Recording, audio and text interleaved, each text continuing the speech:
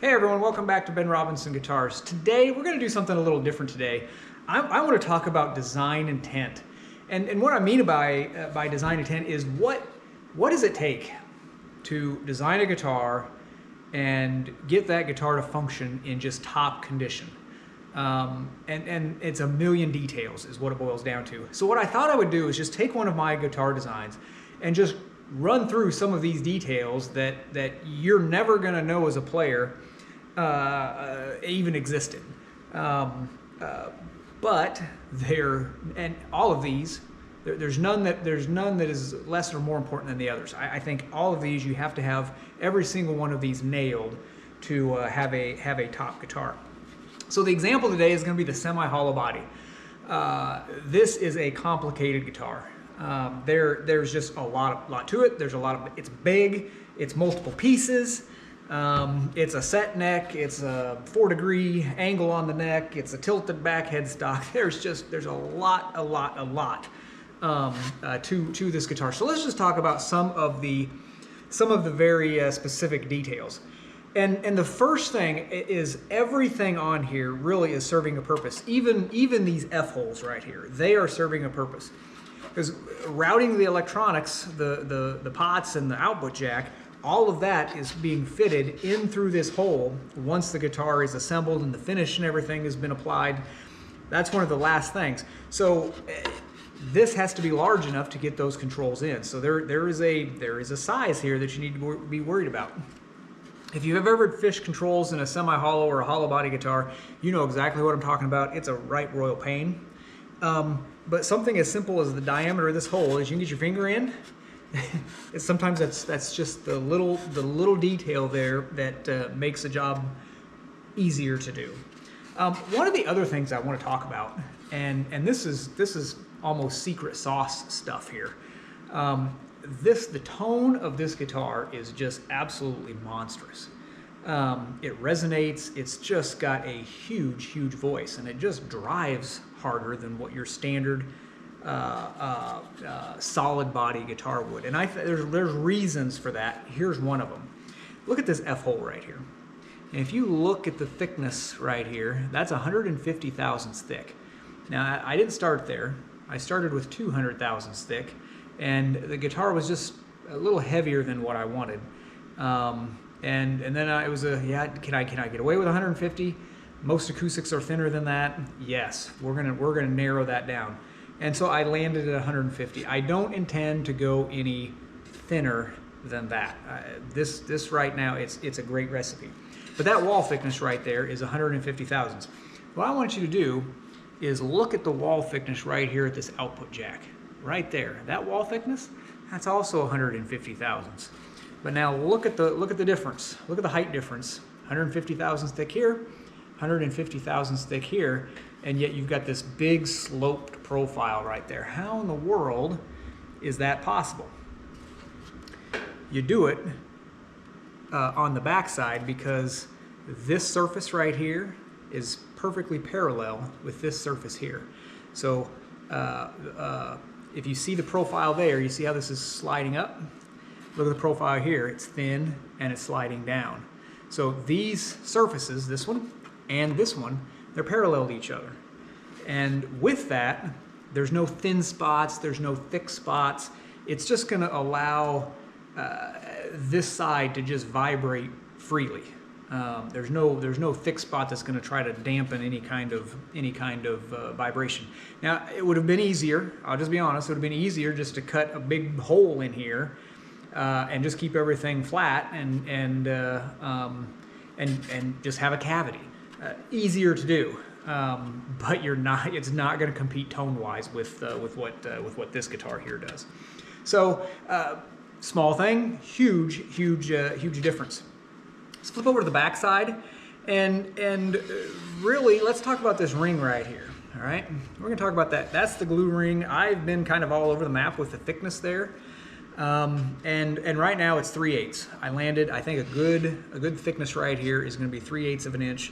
It's going to provide enough rigidity, and yet it's not overdone and overly heavy. The other thing is, if you look in here, This is a stress point right here, and I purposely left this rather than cut a sharp corner right there. That's got a nice rounded edge. I purposely did that so there's no stress point right here on that edge of the guitar. And it's the same thing over here. Let's talk about this guy over here. There's extra meat right here.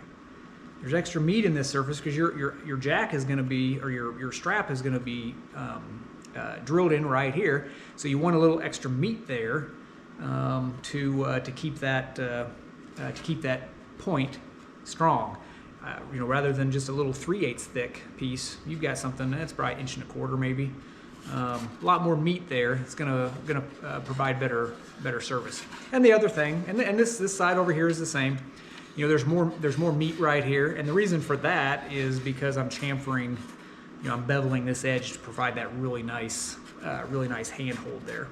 So that's just some details on the top. Let's look at the bottom. Quite a bit more going on at the bottom, but the same applies. You've got this surface here. This surface here follows that, so the thickness all over here is still going to be that 150 thousandths. Now, what in the world are all these pins here for? What is all that? Well, being this is a clamshell, you can't, and you're putting this thing together. Really, at the end of the neck is being controlled position-wise by these two pins right here. It's being controlled by a couple of different things. But let's talk about the neck for a second. This taper, these wings right here are tapered to follow the taper in the neck. So it's going to provide alignment. This here is also tapered, but it's not as wide. And in fact, I've got a little programming issue I've got to fix. That's the reason for these little pieces right here. I'll get that. I'll get that fixed. It was something that the way I designed the neck this time that existed on the other models that you just didn't care. It didn't matter. But now that the way I'm doing the neck, it is an issue. But put a little piece of wood in there, and it's not going to hurt the functionality of the guitar one bit.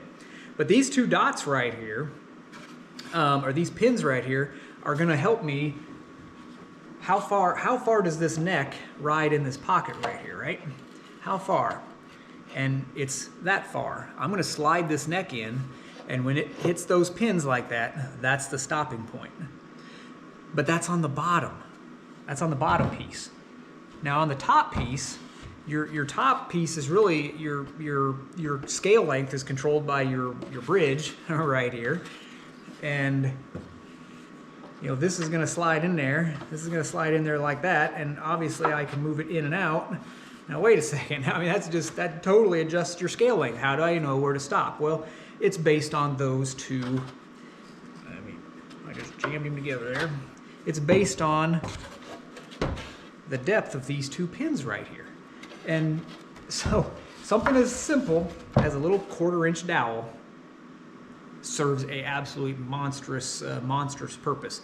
That tells you where to stop the neck. That controls your scale length.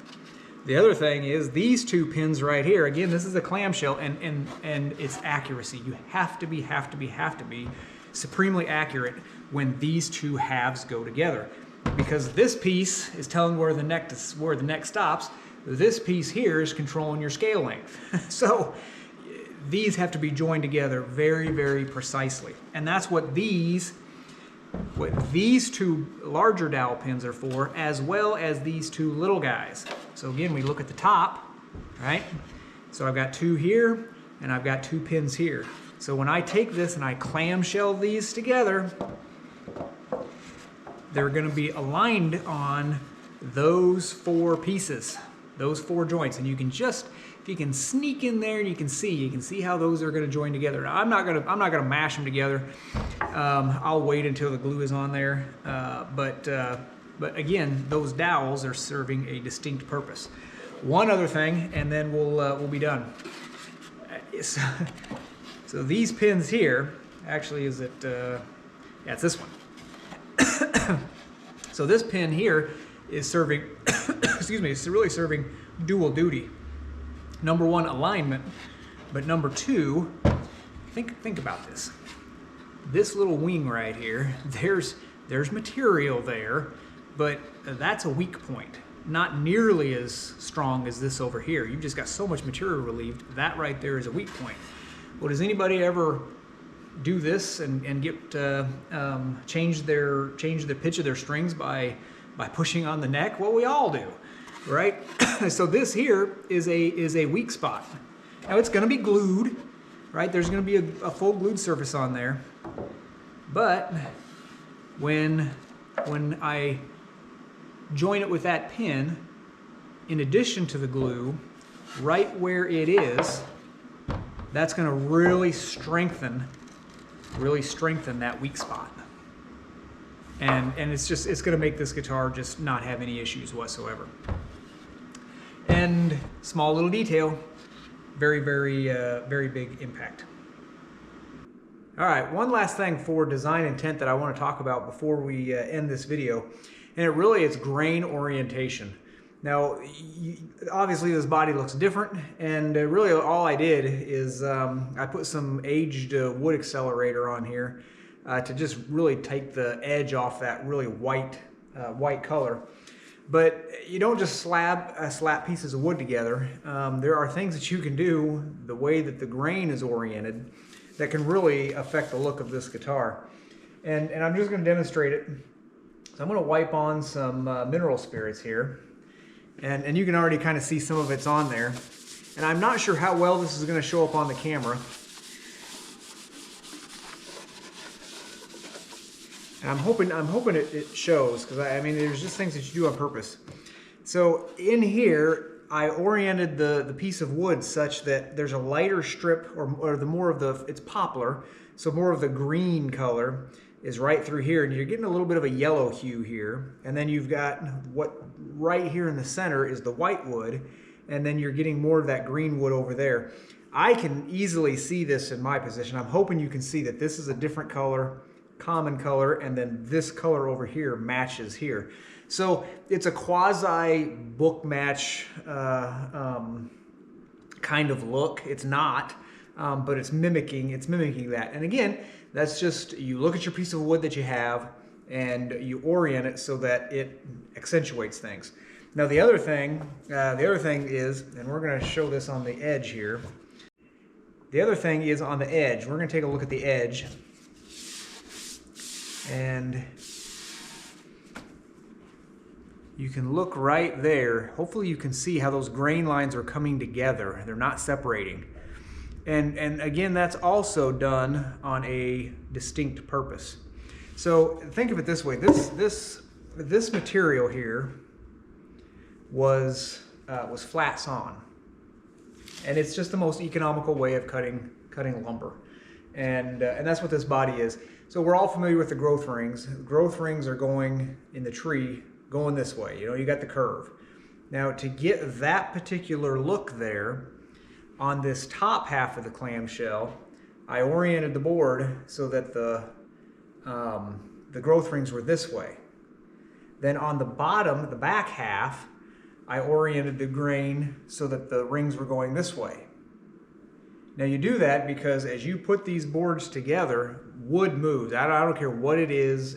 It's just temperature changes, humidity changes. Wood is going to shift and it's going to move. It does.